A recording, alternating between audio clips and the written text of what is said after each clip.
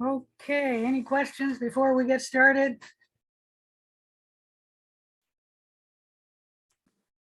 No questions. All right, I'm hoping to get you the results for your first unknown test today. And I won't get that sent out until later tonight, but it will be tonight unless something really bad happens. But that's my plan. So look for it either tonight or tomorrow morning. I mean, if I send it really late, you might want to see it tomorrow morning, but my goal is to get it sent out tonight. I should have I should have a question about the lab with the Kirby Bayer test regarding the question about how can you tell whether the antibiotic is bacteriostatic or bactericidal. Uh-huh. I didn't really understand that. From what I understood, the lab said like just because there's a zone of inhibition, it doesn't mean that it's necessarily bactericidal. That's correct. When you look at it, you can't tell if it's bactericidal or bacteriostatic. So the answer would just be you can't tell, or No, I didn't say that was the answer because the question asked, how can you tell? Isn't it?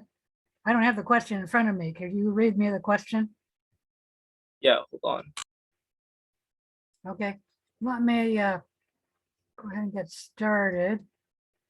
And you give me your question, but I want to clean up. You know, I don't think I need this Zoom page any further, so I'm going to close that. And I don't Dr. Volpe? look there. Let me,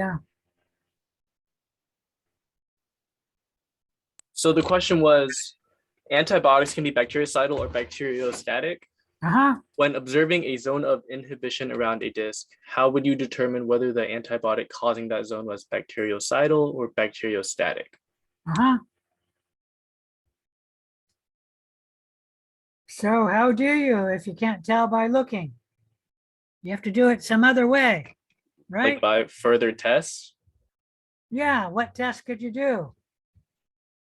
Um, There's actually two, but I mentioned one in, I don't remember, it's the lecture of the lab, but I did mention one.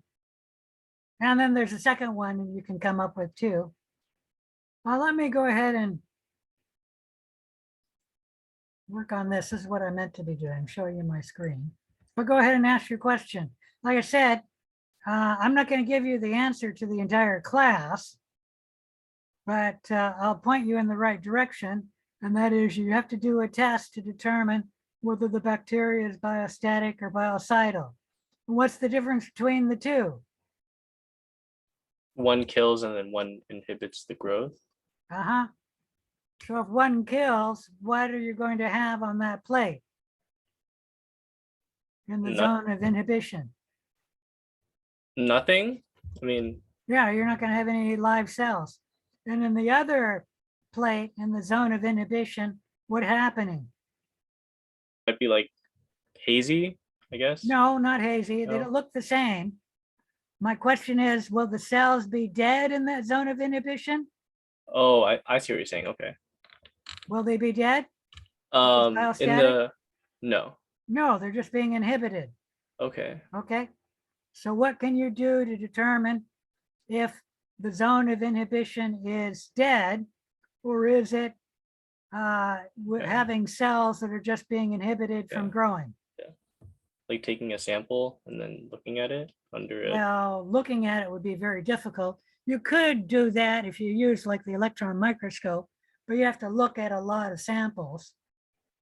So there's an easier way to do it. Like, but that would work what you're doing. Like inoculating it and putting it on inoculate it, see if it grows. I see. Okay. Okay.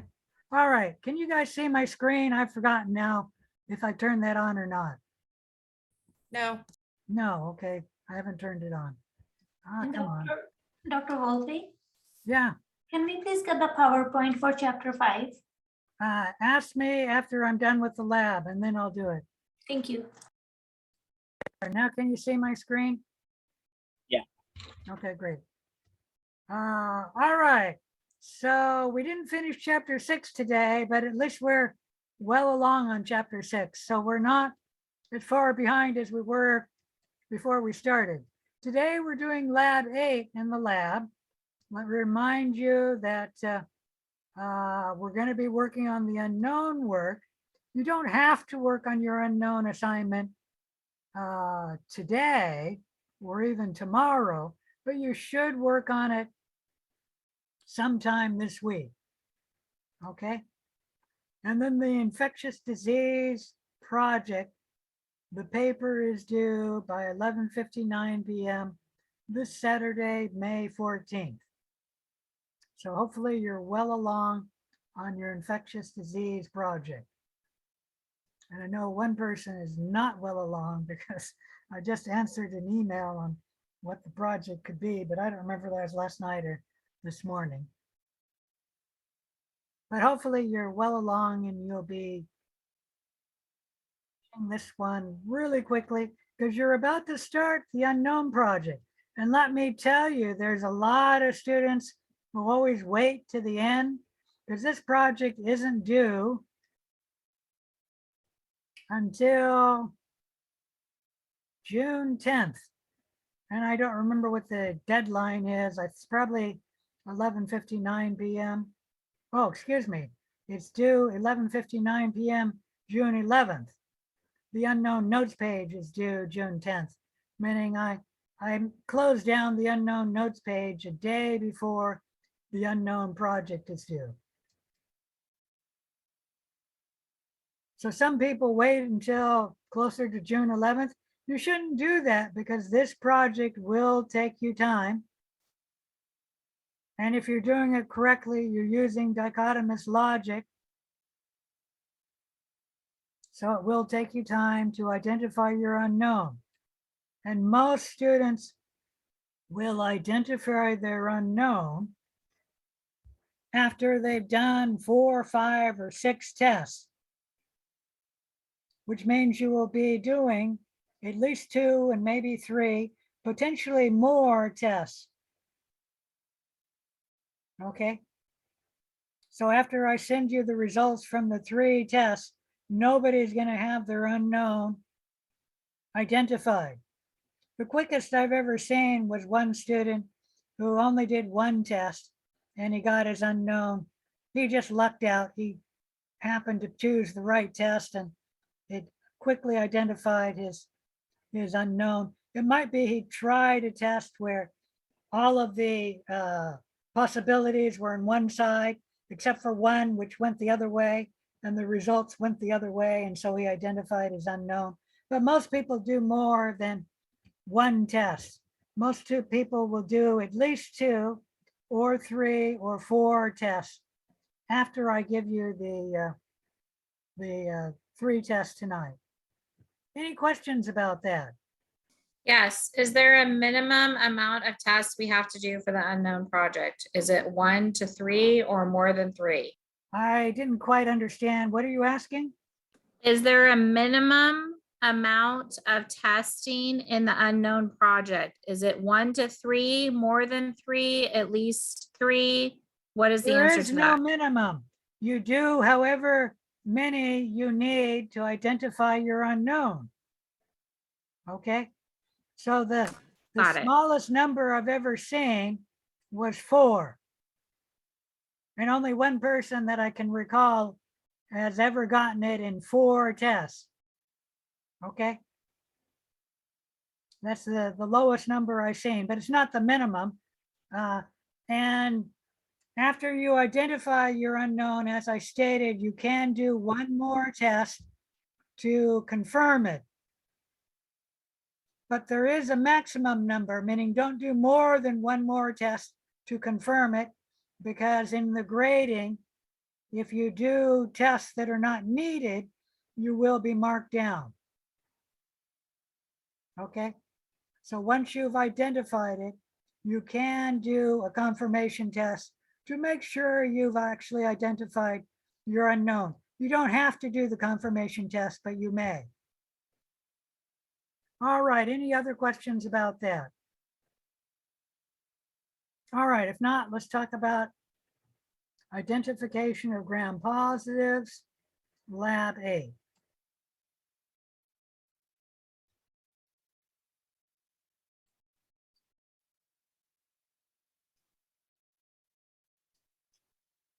We're going to be talking about gram-positive cocci, largely Staphylococcus, Streptococcus, Enterococcus. And don't ask me why these are moved. Those should be over here. And then the gram-positive bacilli, Corynebacterium, Clostridium, Bacillus. I'm not sure where the diphtheria are supposed to be, and Listeria. We'll especially talk about Staphylococcus, Streptococcus, because we've already talked about those. A little bit about Enterococcus, Corynebacterium a little bit. We'll talk about Clostridium and Bacillus more. And then Listeria we'll just briefly touch on. There are some video clips. You will use a gram-positive dichotomous key. There are case studies. The last two, the dichotomous key and the case studies, are provided as separate files in Canvas. Let me see if I have that here.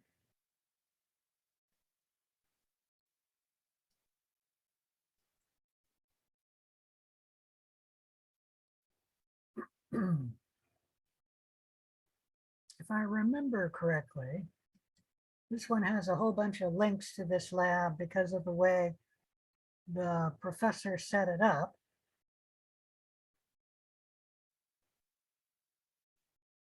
We're well along here, aren't we? Come on.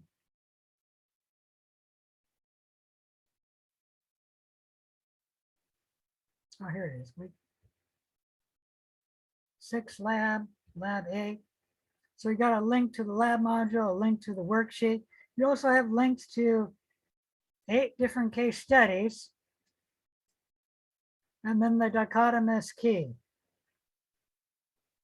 All right, any questions about any of that? And you need to work on each of the case studies using the dichotomous key. And you need to do that to finish the worksheet to Lab 8. Let me warn you that this dichotomous key should only be used for this lab. Do not use this dichotomous key for identifying your unknown bacteria. Do not use it for the next lab, which I think also has a dichotomous key.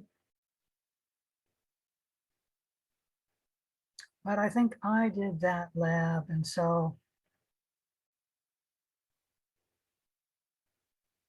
I'm not seeing it.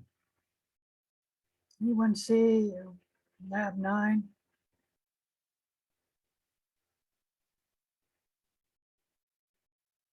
Oh, here it is.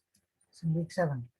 I've got it all in one link because I did this lab. It's either in this link or in that link. So everything's all together. But this one, it was sent to me by a whole bunch of different files, and I decided not to make it into one file because if the professor who made it changes it, he'll just send me, like if he changes case study 6, he'll just send me case study 6. And so I'd have to do the whole thing again. So I've left it this way. Any question about any of that? All right. Let's get on with the lab. There are video clips or videos for this lab. And upon successfully completing the lab, you should be able to understand the principles on how to interpret the results for the CAMP test, the Biolisculin auger slant, the SF broth test, and the Optogen sensitivity test. This is an antibiotic. You need to be able to use the dichotomous key to solve the case studies involving gram-positive bacterial infections.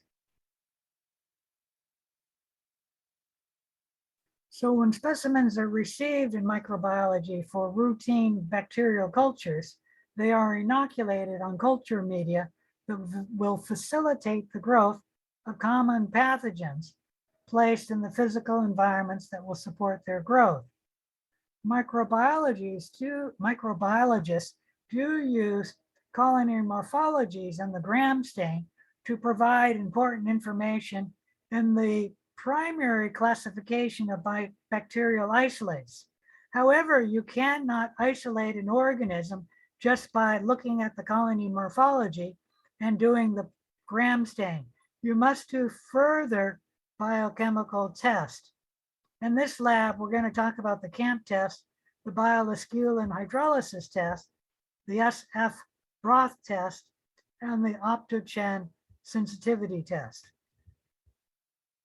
The CAMP test is an acronym for the three microbiologists named who first described the test, looking at amplified hemolytic effect that some beta hemolytic organisms have when they physically grow near Staphylococcus aureus.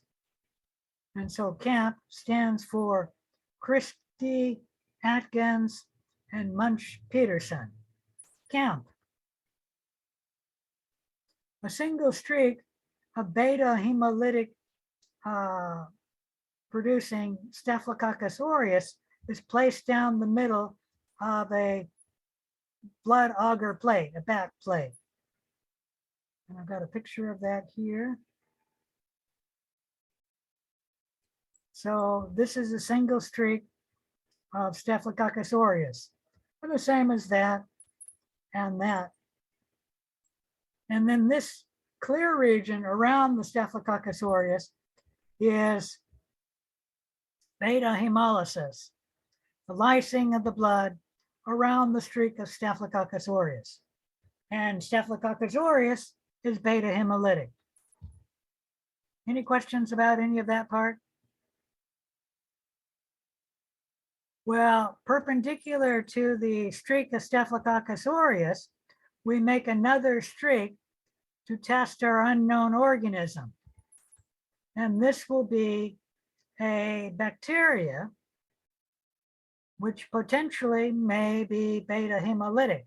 And we're looking to see if the beta hemolysis is intensified near the Staphylococcus aureus. You can have three different types, like Streptococcus pyogenes. When we streak it perpendicular to the Staphylococcus aureus, we see no enhanced hydrolysis near the Staphylococcus aureus. With Listeria, we see enhanced beta hemolysis near the Staphylococcus aureus, meaning it's brighter in this region than in this region here. So we have partially enhanced beta hemolysis near Staphylococcus aureus. With Streptococcus algaltia, we have greatly enhanced hemolysis. So away from Staphylococcus aureus, you have a little bit of hemolysis. And then right here, you have greatly enhanced hemolysis. Usually in greatly enhanced hemolysis, you have an arrow-like shape. I'm not sure why you have the arrow-like shape, but usually you have an arrow-like shape. If you look at that very closely, that even looks slightly like an arrow. Okay, but with the greatly enhanced hemolysis, it tends to take on an arrow shape. Any questions about the CAMP test? So you're just looking at the beta hemolysis and saying if there is CAMP negative, CAMP partially positive, or CAMP positive. Greatly enhanced hemolysis.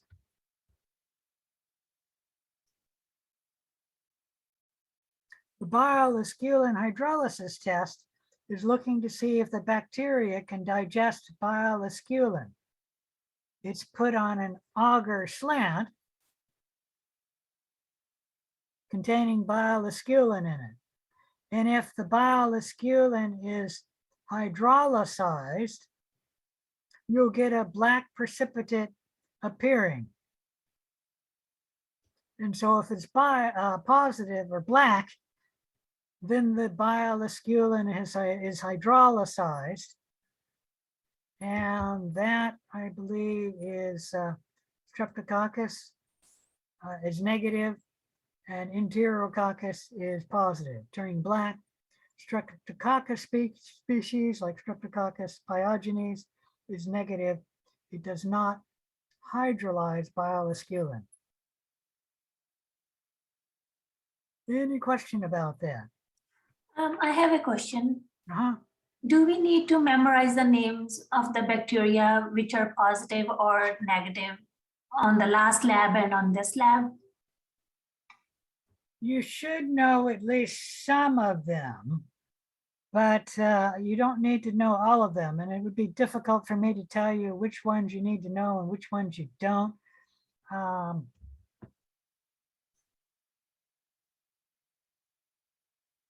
I want you to ask me that question when you get closer to an exam, and I will look up exactly the answer, okay?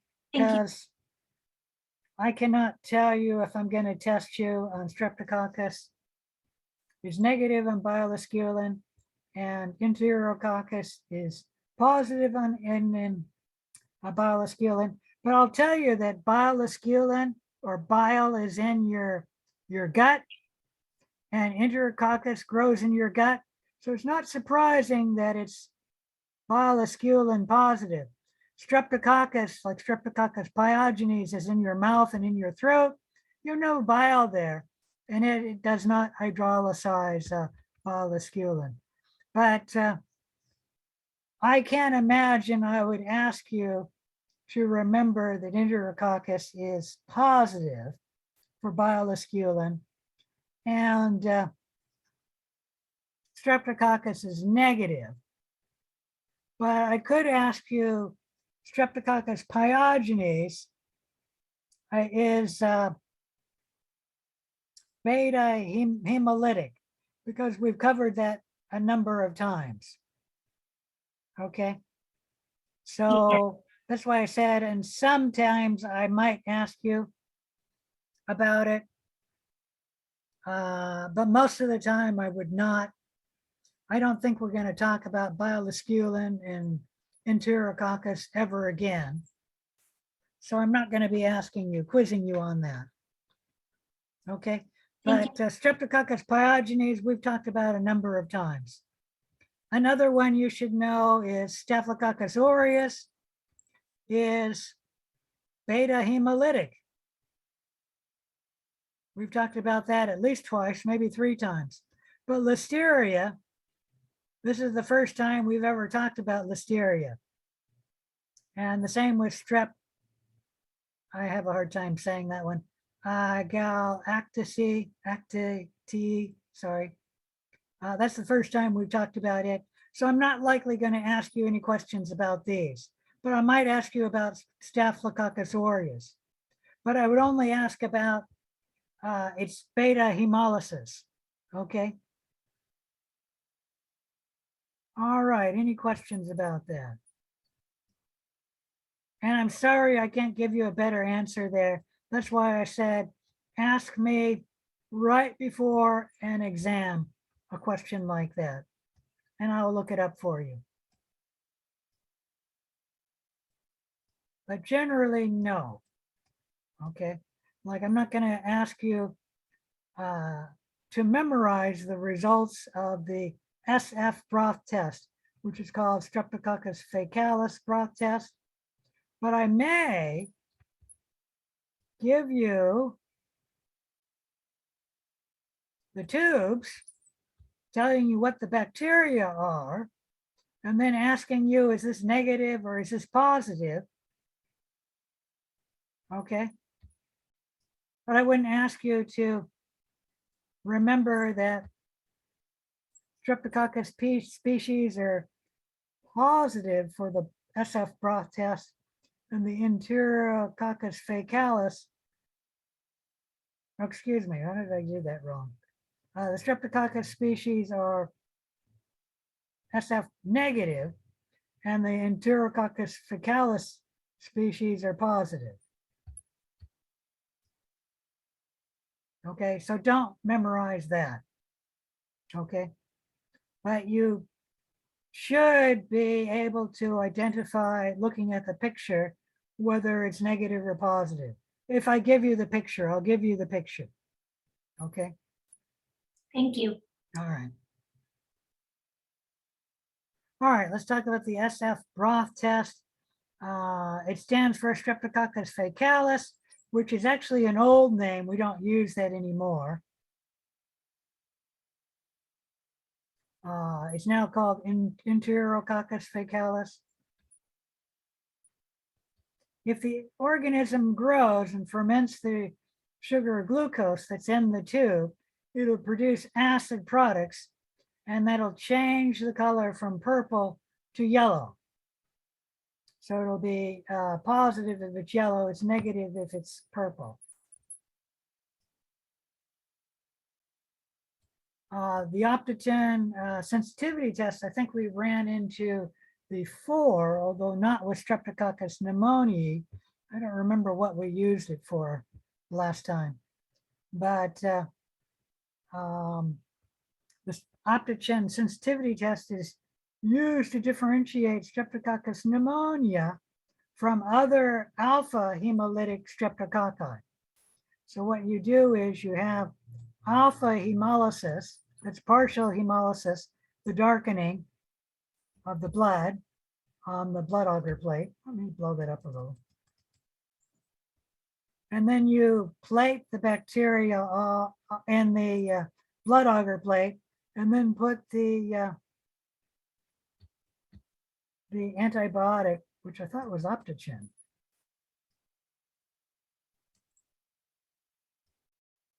It is Optogen, okay. Why is Optogen got a P for its abbreviation?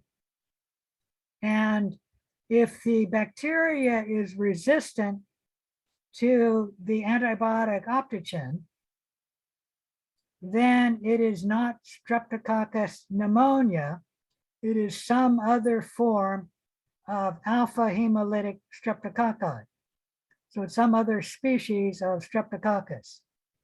However, if the bacteria is sensitive to the antibiotic Optogen, and to be sensitive, you have to have a diameter that is greater than or equal to 14 millimeters, then it is Streptococcus pneumonia. Any question about any of that? Now here's something that throws people on the lab question, and that is to be sensitive, you have to be greater than or equal to 14 millimeters in diameter, meaning the zone of inhibition is at least 14 millimeters. To be resistant, what do you have to have? Just No zone of inhibition. this is showing you no zone of inhibition. But what happens if it's a zone of inhibition of 13 millimeters? Then it's resistant. Then it is resistant. Okay, so if it's less than 14 millimeters, it is resistant. But if it's greater than 14 millimeters or equal to 14 millimeters, it is resistant. And if it's an alpha hemolytic streptococci, and it's sensitive to Optogen, then it's Streptococcus pneumonia. Otherwise, it's another form of Streptococcus. Let me shrink that down. I have a quick question. So Yeah. if it's resistant, would it be considered a negative result? And if it's sensitive, a positive result? That's a tricky question. It depends how you're referring to it. Like this one here is referred to as the Optogen sensitivity test. But some other test could be called the penicillin resistance test. So you have to look at what it's called to determine whether it's positive or negative. Okay. So here I'm just going to call it optogen sensitive and optogen resistant. And then I'm not even looking at whether it's positive or negative. That's something that some of you actually get wrong in the gram stain. A lot of you are just saying it's positive. And if I wanted to be mean, I could mark you down because it's not positive, it's gram positive or it's gram negative. Okay. But I understand what you're saying, so I'm letting it go, and you're not going to be microbiologists, and so I'm not worried about it. All right.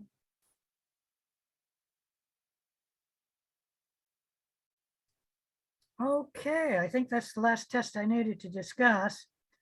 In summary, there are a bunch of biochemical tests that are available to help you identify unknown bacteria.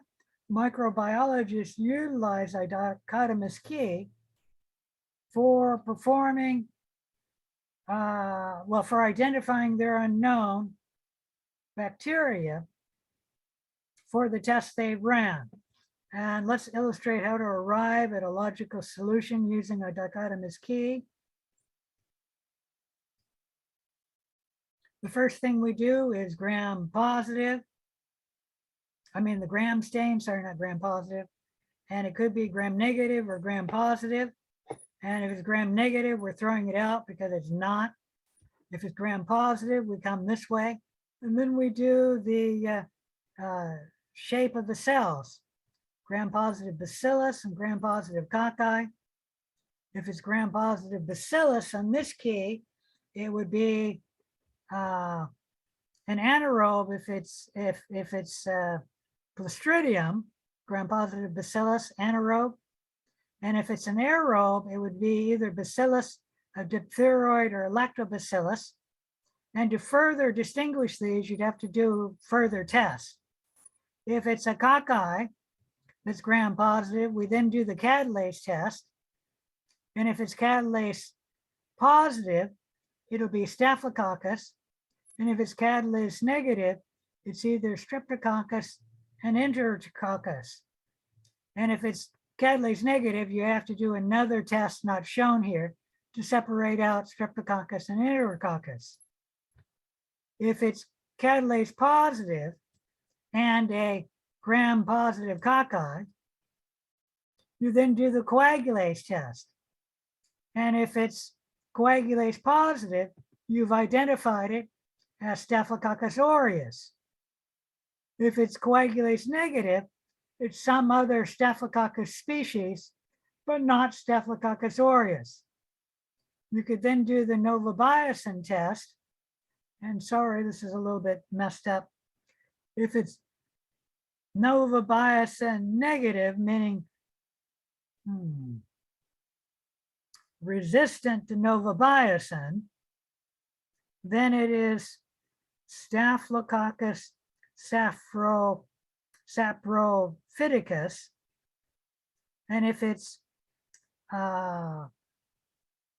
novobiocin sensitive, it would be Staphylococcus epidermidis. Any question there? The point is, we did a test separating into about 2 different possibilities. And then you get your results. And then you do another test separating into 2 possibilities. And then you do another test separating the 2 possibilities until you come up with an answer for what your unknown has been ID'd as.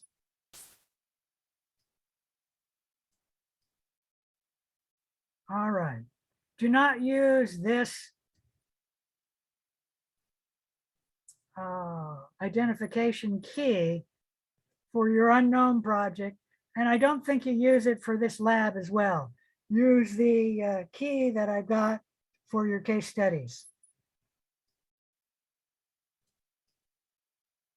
Oh, come on.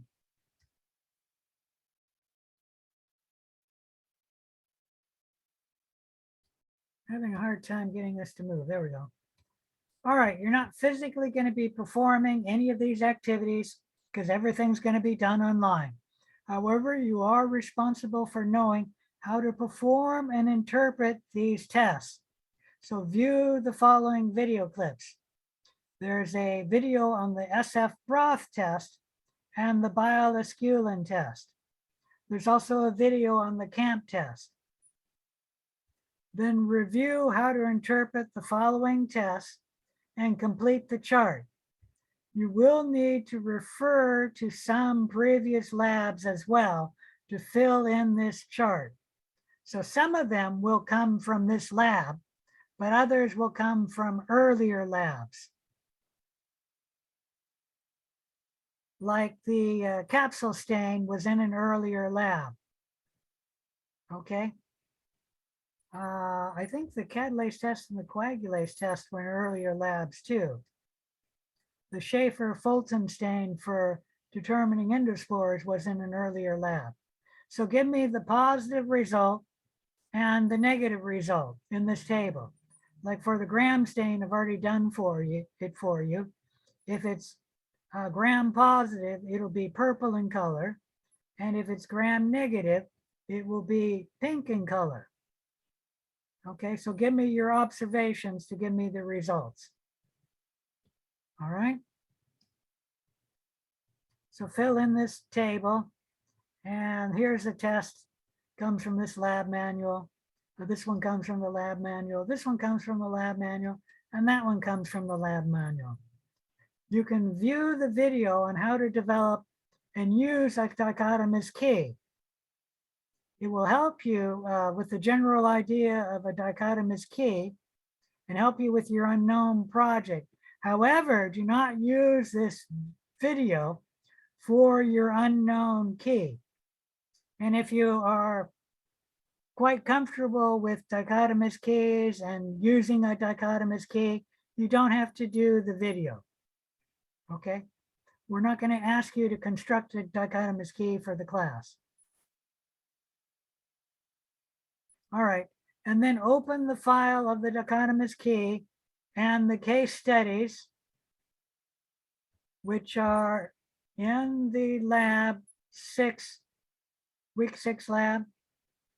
There are the case studies, 6 of them. 7, 8, and there's the dichotomous key. And use them to answer the case studies. We have some information for you here. So we're looking at these organisms, and it tells you a little bit about the organisms. And then use the dichotomous keys provided to identify the gram-positive bacteria using the infection in the case studies. So read about case study 1, and then it gives you the infection, the gram stain, and some tests that were run. And then use the dichotomous key to identify it. List your species right here on the worksheet. Let me show you that.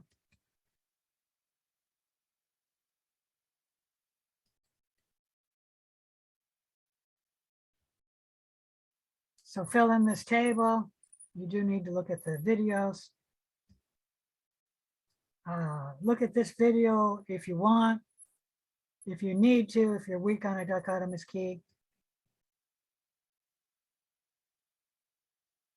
I'm not sure, that's not a link, okay. And then in 4, list the species causing the infection. You can get the species from the dichotomous key. Let me bring that up here.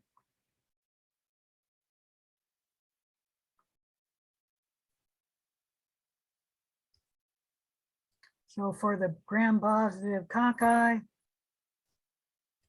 you do the catalase test, and if it's gram-positive, catalase positive cocci, and then we do the coagulase test, and we'll just say it's coagulase positive.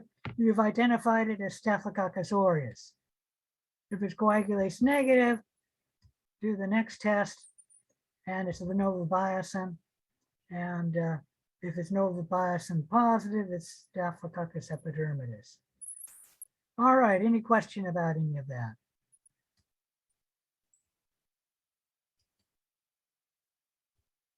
Where was I? All right.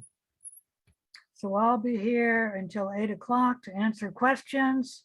If you do have a question and you log off, make sure you come back before 8 o'clock, because when the last student logs off, I'm going to log off too.